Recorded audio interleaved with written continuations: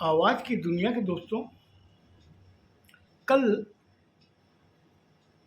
जब देखा स्टेज के ऊपर जो आदमी हाथ जोड़ के उससे याचना कर रहा था साधु जी से, और जब महात्मा ने उसके मुंह पर क्या मारा, मारने के बाद में वो उसके चरणों में गिर गया और उसकी पत्नी वो चीज़ देख रही थी।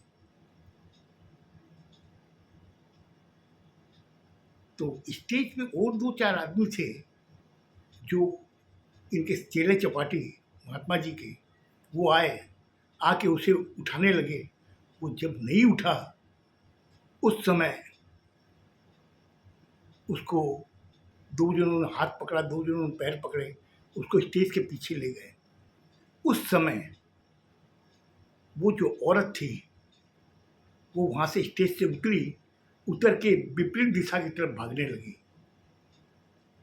इधर में महात्मा जी जो थे, जो प्रवचन दे रहे थे, वो भी उठ के स्टेज के पीछे चले गए। वहाँ पे सब जगह खलबली मच गई। नारद भगवान ये सब देख रहे थे। उन्होंने किया, ये क्या तमाशा है। तो बगल में जो सज्जन बैठे हुए थे, उन्होंने नारद से कहा कि देखा, ये चमत्कार नहीं है, ये सही में घटना हुई है। बोले फिर हम लोग को चल के देखना चाहिए। नारद भगवान ने कहा हम लोग को चल के देखना चाहिए। बोले चलिए मैं दिखाता हूँ आपको। दिखाया तो वहाँ पर वो आदमी जो याचना कर रहा था स्टेज पर महात्मा जी के सामने, वो अकेला पड़ा हुआ था। नहीं तो वहाँ पे उनके जो दो चार आदमी जो चेले चपाटे थे वो भी नहीं थे, और महात्मा जी भी नहीं थे। वो अकेला पड़ा हुआ था। उस समय नारद ने कहा कि कैसे इंसान है ये, आप तो बता दीजिए उन्हीं के आदमी है। बोला हाँ, ये उन्हीं के आदमी है, ये जो पड़ा हुआ है ना, ये उसी का आदमी है। लेकिन ईश्वर ने इस चीज को उजागर करने के लिए इसका ऐसा किया है, अज्ञान हो गया ये आदमी। और उसमें महात्मा जी घबरा गए, उनके जो चेले चपाटे थे वो भी घबराए, कोई भी यहाँ पे नहीं है।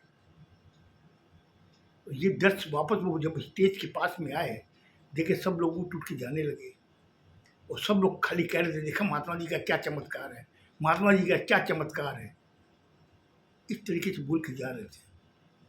उस समय नारद भगवान जब उनके मुंह से ये सब वाणी सुन रहे थे, उन्हें बड़ा आश्चर्य लग रहा था। बोले कैसे मूर्ख प्राणी है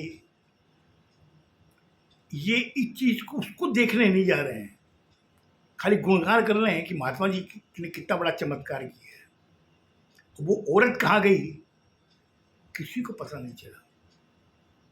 नारद भगवान ने कहा कि मुझे पीछा करना चाहिए औरत का। नारद भगवान पीछे की तरफ भागे, विपरीत दिशा की तरफ। आगे जब गए तो देखा कि सड़क के उस पार वहां पे औरत खड़ी हुई है, लिफ्ट मांग रही है। ये जब उसको देख के उसके पास गए, बोले बहन जी, आप अपने पति को छोड़ के कहाँ जा रही? पति तो आपके स्टेज के पीछे पड़े हुए हैं अकेले, कोई भी नहीं उनके पास में। बोले कौन पति? किसका पति? मुझे 500 रुपये दिए गए ये नाटक करने के लिए। नारद भगवान ने कहा कि आपको नाटक करने के लिए 500 रुपये दिए गए? बोला हाँ। और मैंने देखा कि वो आदमी बेहोश हो गया है, मैं घबरा गई। मैं तुरंत स्टेज छोड़ के इधर आकर मैं जल्दी जल्दी उसके मैं निकलना चाहती हूँ। आपके पास गाड़ी है क्या? नारद भगवान ने कहा मेरे पास कोई गाड़ी नहीं है। बोले फिर क्यों मेरा समय बर्बाद कर रहे हो? तब तक एक गाड़ी आके रुकी और उसमें बैठ गई। उसने देखा कि उसके अंदर वो एक नौजवान लड़का था। उसे जब उस औरत को देखा, उसने उसको लिफ्ट दी। नारद भगवान बोले मुझे भी आप लिफ्ट दीजिए। उसने कहा तुम्हारी क्या जरूरत है मुझे तो जो चाहिए था वो मुझे मिल गई, बस। और गाड़ी उसने भगा दी। अब नारद भगवान यहाँ सड़क पे खड़े हुए देखते रहे। बोले कैसा पथी लोग है, यहाँ औरत के प्रति इतना आकर्षण। और उस औरत ने सिर्फ 500 रुपये के लिए उस आदमी को इस अवस्था में छोड़ के चली गई। खाली वो सोच रहा था। सोचने के बाद उसने कहा ये पृथ्वीलोक हमारे लोगों के लिए नहीं है, क्योंकि हमारे स्वर्ग में हर तरह शांति है, हर कोने में शांति है, हर जगह भाईचारा है। आज हम लोग हर देवता की इज्जत करते हैं, यहाँ तो भगवान के नाम में ये बिजनेस बना रखे हैं। मुझे जाके ऊपर बताना पड़ेगा यमराज को कि पृथ्वीलोक की अवस्था सही नहीं है। इतनी देर में उसने देखा सामने से एक भैंसा आ रहा है। उसने जब उस भैंसे को गौर से देखा, उसे ये दिखाई दे रहा था कि भैंसे के ऊपर यमराज बैठे हुए। उसने कहा कि इसका मतलब कि महाराज भी आ गए हैं। फिर वो जब भैंसा उसके पास में आया तो उसने उससे कहा कि महाराज जी, आप भी हम लोग छोड़ के आ गए यहाँ पर पृथ्वीलोक का भ्रमण करने। उसने एक सींग मारा नारद को। नारद जा करके दूर जाके गिरा, करीब 10 फुट दूर। गिरने के बाद में अपने आप को उसने संभाल के उसने कहा कि ये यमराज तो नहीं है। अगर यमराज होते तो जरूर मुझे पहचानते, इस तरीके से मेरे साथ व्यवहार नहीं करते। और उससे सींग मार करके वो वापस आगे बढ़ गया भैंसा। अब वो उसके विपरीत दिशा में जाने लगी। काफ़ी दूर जब वहाँ जब निकल गए, उसे दिखाई दिया कि यहाँ कोई नहीं है। एक बरगद की पेड़ थी, पेड़ के नीचे छाया थी, वहाँ बैठ गए। बैठ के सोचने लगे कि मैं कहाँ जाऊँ।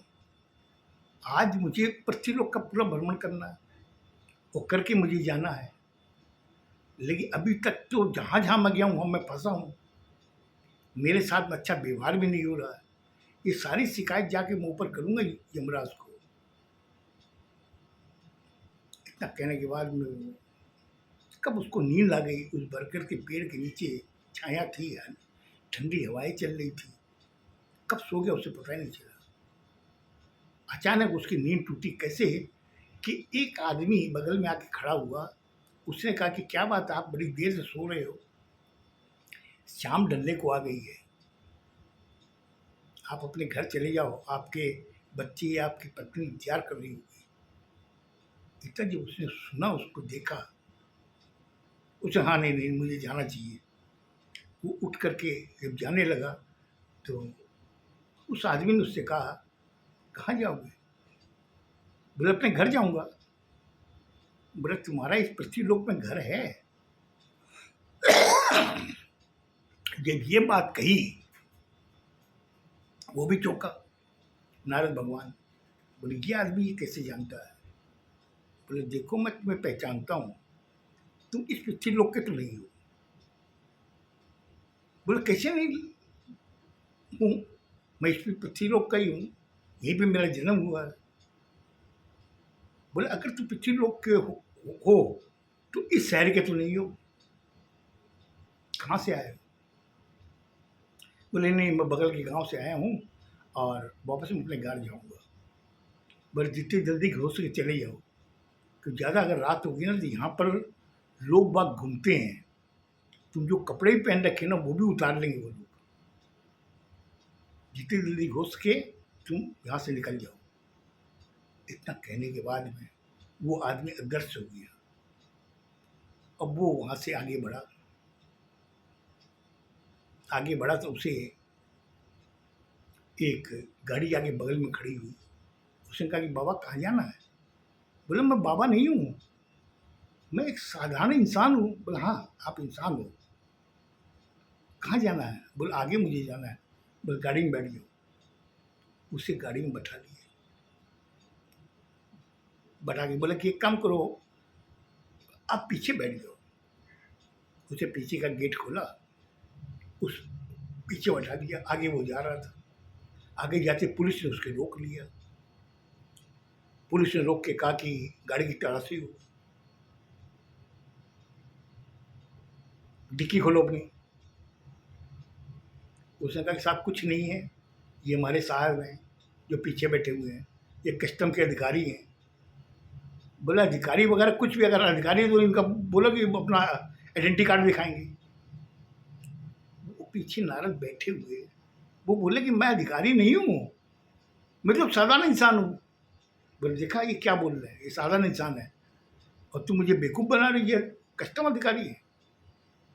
डिक्की खोलो। डिक्की खोली गई, उसके अंदर कुछ आपत्तिजनक सामान था। उसने कहा कि चलो थाने ले चलो इनको। तो उसमें नारद भगवान और गाड़ी को लेके थाने पहुंच गए।